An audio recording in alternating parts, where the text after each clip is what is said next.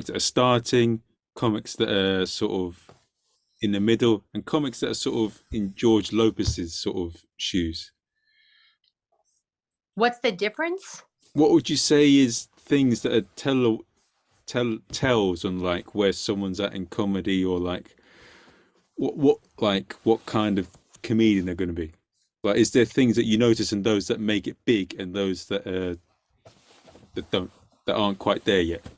Well, if we're talking about the people that are doing open mics and that are in the new talent realm, I think that I have that those that are just jerks, honestly, and treat other comics, everybody, with disrespect.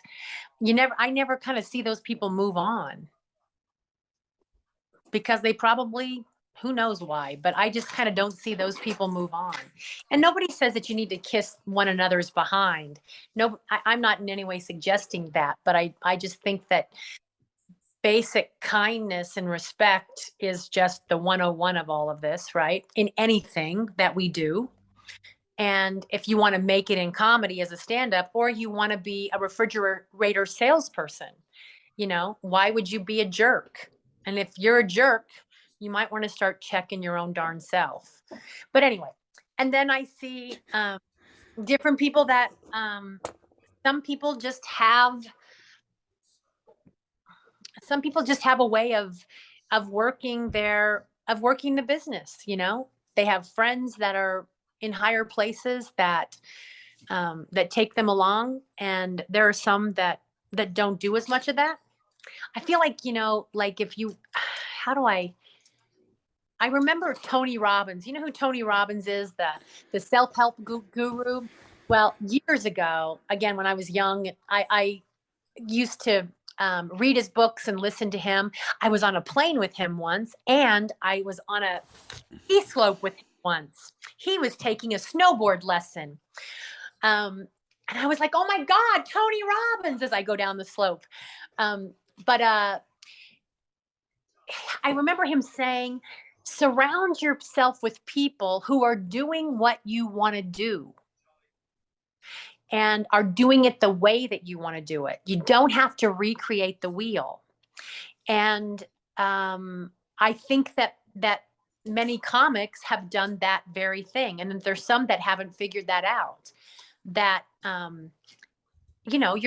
there's always going to be that first grade, the second grade, the third grade, the fourth, right, of comics, and where everybody is in their career.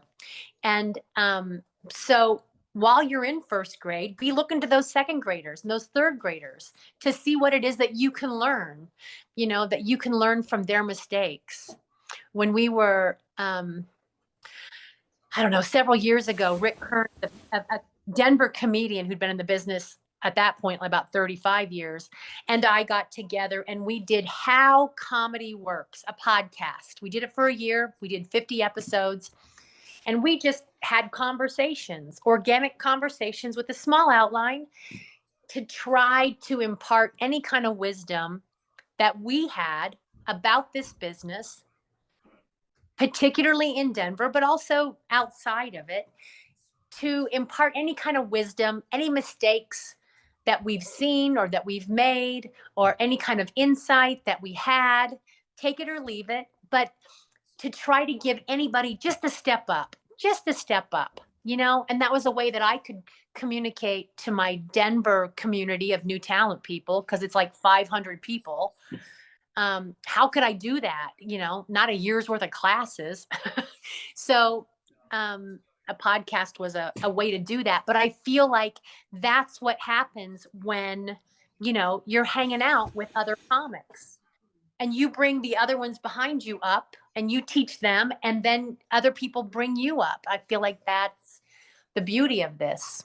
And I think the ones that make it are the ones that know how to do that, and that just aren't jerks. Nobody wants to help out a jerk.